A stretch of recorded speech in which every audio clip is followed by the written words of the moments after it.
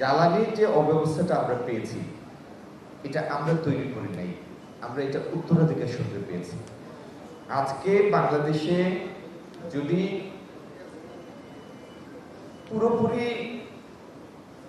চাহিদা মেটাতে হয়, তাহলে আমাদের দরকার 4300 MMCFD গ্যাস।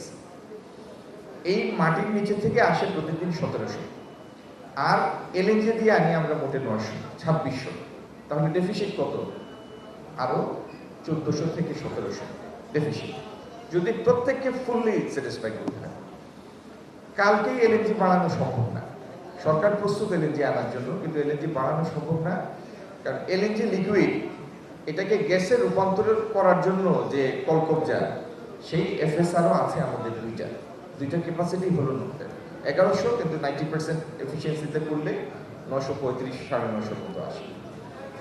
সরকার যেটা উদ্যোগ নিচ্ছে, জ্বালানি পরিমাণ দ্রুত বৃদ্ধির জন্য সরবরাহে আমরা আরো এফএসআরও টেন্ডার ফ্লোট করবে জ্বালানি মন্ত্রণালয় আগামী দিনে, ল্যান্ড বেসড, যাতে দ্রুতই জ্বালানির পরিমাণ আমরা বৃদ্ধি করতে পারি সরবরাহের। তৃতীয়ত, যেটা আমাদের এমপ্লয়ার অ্যাসোসিয়েশনের সভাপতি বলছিলেন, বিজনেস সিম্পলিফাই করার জন্য। আজকের দিনে আপনি যদি একটা নতুন ব্যবসার জন্য আবেদন করেন, 25-26টা লাইসেন্স এবং ক্লিয়ারেন্স পেতে পেতে আপনার বহু মাস লাগে বা বছর লাগে। স্বাভাবিকভাবে বিদেশি বিনিয়োগকারী যারা এখানে আসবেন, তাদের ওই পরিমাণ স্টেমিনা থাকে না। 2-4 মাস ঘোরাঘুরি করার পরেই তাদের মনে হয় যে এটা রাইট সিলেকশন হয়নি, ঠিক কিনা? তো সেই জন্য আমি বিডার নির্বাহী চেয়ারম্যানের সাথে আলাপ করেছি।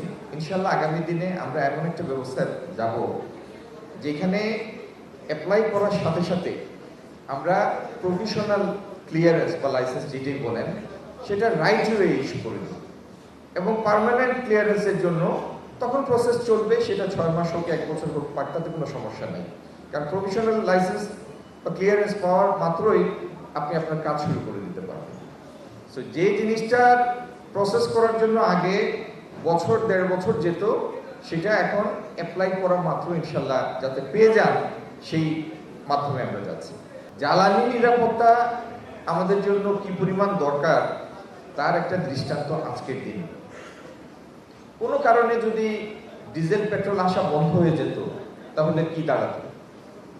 গ্যাস আসা বন্ধ হয়ে যেত, কি হতো?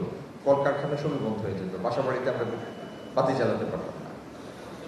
তো এই দেশের এই জ্বালানি নিরাপত্তার জন্য আগামী দিনে আমরা রিনিউয়েবল এনার্জিতে সুইচ করব, এবং এই সরকার একটা স্কিম ঘোষণা করতে যাচ্ছে, যেখানে আমরা এক্সপিডাইটেড বেসিসে 10,000 মেগাওয়াট সোলার পাওয়ার জেনারেশনে যাব।